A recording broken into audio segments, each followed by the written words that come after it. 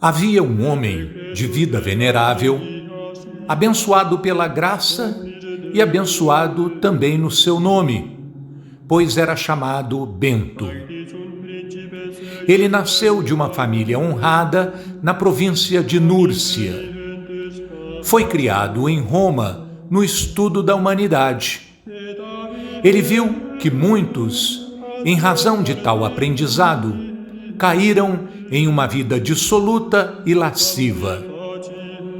E embora estivesse no mundo e pudesse livremente desfrutar de tais comodidades, ele procurou algum lugar onde pudesse atingir o seu propósito sagrado. Abandonando a casa e a riqueza de seu pai, com uma mente resoluta apenas para servir a Deus, ele partiu. Bento foi para um lugar deserto chamado Subiaco, a quase 40 milhas de Roma. Lá, ele conheceu um monge chamado Romanos. Compreendendo o propósito de Bento, Romano o investiu com o hábito da consagração e, conforme pôde, o ministrou e serviu. O homem de Deus, Bento, viveu ali numa caverna 3 anos, desconhecido de todos os homens, exceto de Romanos. Que o dragão nunca seja meu guia, dizia ele para Deus. Mas o tentador estava próximo. Uma mulher que ele vira uma vez, cuja lembrança o espírito maligno colocou em sua mente, surgiu maldosamente diante dele, inflamando tão poderosamente a alma de Bento, que ele quase foi tomado de prazer. Mas de repente, ajudado pela graça de Deus, ele caiu em si, e vendo muitos espinhos espessos, lançou-se sobre eles com poucas vestes para penitenciar-se. Pelas feridas do seu corpo, ele curou as feridas da sua alma. Daquele momento em diante, todas as tentações foram tão contidas que ele nunca mais sentiu nada parecido. Muitos estudiosos daquele tempo começaram a abandonar o mundo para se tornarem seguidores de São Bento. Depois de aceitar o comando de uma abadia, ele elaborou uma regra de vida regular simples que todos pudessem seguir. Ele definiu-a como ora et labora, orar e trabalhar. O propósito da regra era para que nenhum monge se desviasse do caminho da santidade. Um clérigo da igreja de Aquínum estava possuído do mal. Bento foi levado até ele e, orando ao Senhor por ajuda, expulsou o inimigo do corpo do homem possuído. Milagres acompanharam sua vida, mas ele sempre permaneceu humilde, atribuindo tudo à glória de Deus. Suas lutas contra o mal foram vencidas com a oração que Bento criou. A cruz sagrada seja a minha luz, não seja o dragão o meu guia. Retira-te, Satanás. Nunca me aconselhes coisas vãs. É mal o que tu me ofereces. Bebe tu mesmo do teu próprio veneno. Clorentius, padre de uma igreja próxima, começou a invejar as virtudes do santo homem. Clorentius trabalhou arduamente para destruir as almas dos seus discípulos. Ele enviou 7 mulheres para a abadia para que elas inflamassem as mentes dos monges para que cometessem o pecado. Considerando que tudo isso era feito somente para a perseguição de Bento, ele partiu para outro lugar na companhia de alguns monges. Sua vida brilhava como um farol para todos os que buscavam o divino, e a seu exemplo movia todos a se esforçarem cada vez mais intensamente no serviço de nosso Senhor. Bento, o homem de Deus, entre tantos milagres pelos quais se tornara famoso no mundo, era também um santo versado em divindade, pois ele escreveu uma regra para seus monges, excelente pela discrição e também eloquente pela profunda piedade e devoção. O santo homem não poderia ensinar de outra forma, senão aquilo que ele próprio estaria vivendo. Quem tem ouvidos para ouvir, ouça. Não se deixe intimidar imediatamente pelo medo e não fuja do caminho que conduz à salvação. No começo, certamente o caminho de Cristo será estreito e difícil, mas à medida que progredirmos neste modo de vida e de fé, percorreremos o caminho dos mandamentos de Deus com o nosso coração transbordando com inexprimível deleite de amor. O noviço na abadia deve sempre ter em mente o que ele é e qual o seu chamado. Ele deve compreender a vocação que lhe foi confiada e viver o que lhe é exigido. Quem assume a batalha pela salvação das almas deve preparar-se para prestar contas delas para Deus. Ele deve primeiro mostrar-lhes em ações e não em palavras tudo o que é bom e sagrado. Que os irmãos orem juntos para que possam manter-se em paz. A oração deve ser curta e pura, a menos que seja prolongada pela inspiração da graça divina. A ociosidade é inimiga da alma. Aquele que trabalha enquanto ora, eleva seu coração a Deus, ocupando suas mãos. Alguns monges ficaram furiosos pela austeridade da regra de vida de São Bento. Reclamavam porque não conseguiam suportar seu tipo virtuoso de governo. Alguns começaram a pensar em como se livrar de Bento e concordaram em envenenar seu vinho. Quando o copo de vinho foi dado a Bento, ele quebrou em pedaços. Lembra-nos a oração do santo. O que você quer para mim?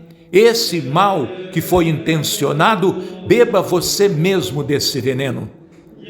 Essa oração tornou-se parte da devoção dos irmãos que cantavam em canções, unindo mente e voz em perfeita harmonia. A Sagrada Cruz seja a minha luz, não seja o dragão meu guia.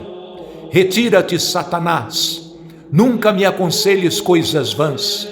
É mal o que tu me ofereces, bebe tu mesmo do teu próprio veneno. Dizia São Bento que todos os convidados que chegam ao mosteiro sejam recebidos como se fosse Cristo, pois ele irá dizer: eu vim como um convidado e vocês me receberam.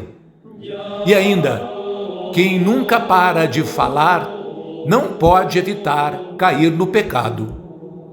Em nome do silêncio, devemos nos abster até mesmo das boas conversas. Se assim é, quanto mais necessário é que nos abstenhamos das palavras más por causa da penalidade do pecado. Escolástica, irmã gêmea de São Bento, foi consagrada a Deus desde muito jovem. Ela costumava visitar o irmão uma vez por ano. Ele descia para encontrá-la em um lugar não muito longe da propriedade do mosteiro. Um dia, eles se encontraram como de costume, e passaram o dia inteiro louvando a Deus e conversando sobre coisas sagradas. Ao cair da noite, jantaram juntos. A conversa espiritual continuou e a hora avançava. Ambos reconheciam que esse tempo juntos era uma dádiva de Deus. Desejavam prosseguir discutindo as alegrias do céu, mas Bento recordou-lhe que ela devia retornar ao mosteiro. Ela concordou porque não era permitido passar a noite fora do convento. Bento, na verdade, queria que a escolástica ficasse, e como ela precisava ir, a santa mulher começou a fazer uma oração a Deus. Ao levantar a cabeça, houve relâmpagos tão brilhantes, trovões tão fortes e uma chuva tão intensa que nem Bento nem a sua irmã conseguiram atravessar a soleira da porta. Ambos ficaram assustados e perguntaram o que seria isso. Escolástica então explicou que havia pedido ao Pai Celestial para que ficassem, e ele ouviu a sua oração. Continuaram então por longo tempo a conversa sobre as graças e as bênçãos de Deus em suas vidas. Acabaram ficando acordados a noite toda. Absortos na conversa, a tempestade passou e a hora de partir chegou. Vá em segurança, disse o irmão. Que o Senhor o abençoe até nos encontrarmos novamente, disse Escolástica. Suas mentes sempre estariam unidas em Deus. 3 dias depois, Bento estava em sua cela. Olhando para o céu, ele viu a alma de sua irmã Escolástica deixando seu corpo em forma de uma pomba e voando para os lugares celestiais. Vá em paz, querida irmã, reconheceu São Bento, que era chegada a hora da Páscoa de Escolástica. Alegrando-se com a grande glória dela, ele agradeceu a Deus Todo-Poderoso com hinos e palavras de louvor. São Bento recordou-se que eles haviam compartilhado tanto na vida que as suas almas estariam unidas na presença de Deus para sempre. O primeiro grau de humildade é a pronta obediência. Nossos corações e corpos devem, portanto, estar prontos para a batalha, para nos mantermos sob as exigências da santa obediência. Irmãos sonolentos gostam de dar desculpas, até quando chega a hora de acordar. Um certo monge era tão inconstante que não queria trabalhar entre eles, na esperança de ser dispensado. Bento pediu-lhe que se retirasse. Tenha cuidado para ser gentil na obediência e no cumprimento de suas tarefas. E quando o monge saiu, encontrou um dragão no caminho com a boca aberta, prestes a devorá-lo. O monge gritou: socorro, socorro! Bento saiu correndo para socorrê-lo, afugentando o demônio com a cruz sagrada. Os monges, ao ouvirem seus gritos, saíram correndo. Viram o monge tremendo de medo e o trouxeram de volta, onde ele prometeu que nunca mais abandonaria o mosteiro. Um dia, Bento acordou cedo. Com seus monges ainda em repouso, ele chegou à janela de seu quarto, onde ofereceu suas orações a Deus Todo-Poderoso. Ali parado, viu uma luz que dissipou a escuridão da noite. A graça divina brilhava com tal fulgor na forma de forte luz que iluminava a noite e bania a escuridão. A luz era muito mais clara do que a luz do próprio dia. Ao ver isso, o mundo inteiro se reuniu, por assim dizer, sob um único raio de sol diante de seus olhos. São Bento afirmava que tocar a cruz sagrada era a sua vida. Por isso, ele dizia que não havia nada melhor para expor a verdade do que colocá-la sob uma luz excelente de uma declaração clara e simples dos fatos. Florêncio foi possuído por uma malícia diabólica. Sua inveja o cegou a tal ponto que envenenou um pão e o enviou a Bento, como se fosse um presente. O homem de Deus o recebeu com grande gratidão. Ele pensou que era um presente de amizade, mas ficou intrigado, sentindo que algo estava escondido dentro do pão. Contudo, agradeceu a Florêncio, afinal, a generosidade é uma virtude nobre. Revestido da graça divina, Bento estava protegido das obras do mal. Pois, como diz o livro dos Provérbios, no capítulo 4, versículo 17, comem o pão da impiedade e bebem o vinho da violência. Um corvo que costumava vir até Bento tomou o pão de suas mãos. Assim, Bento, que sempre alimentava a vizinha, se livrou do pão que o padre lhe enviara. Bento ensinava: antes de tudo e acima de tudo, deve-se dar atenção ao cuidado dos doentes, para que sejam servidos como se fossem o próprio Cristo. No mesmo ano que partiu dessa vida, Bento anunciou o dia de sua santa morte aos seus irmãos.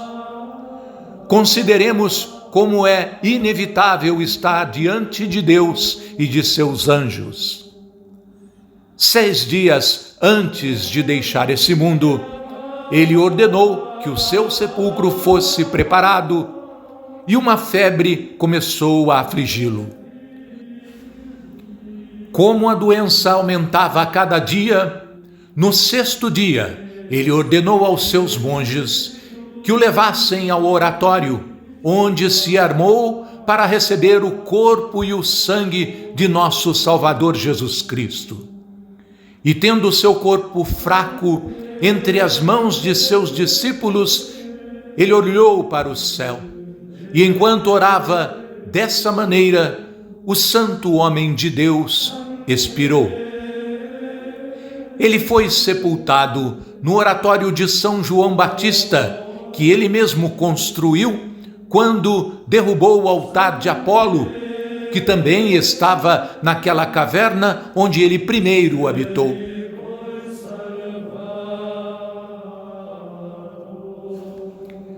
Até hoje, São Bento opera grandes milagres aos que a ele recorrem com fé. Que a cruz sagrada seja sempre a minha luz, que o dragão nunca seja meu guia. Retira-te, Satanás, não me aconselhes coisas vãs. São Bento, preserva nossas famílias e nossos jovens dos venenos que nos oferece o maligno. Que ele beba o seu próprio veneno. São Bento glorioso, iluminai nossas vidas. Comunica-nos a vossa piedade e valentia. São Bento, rogai por nós.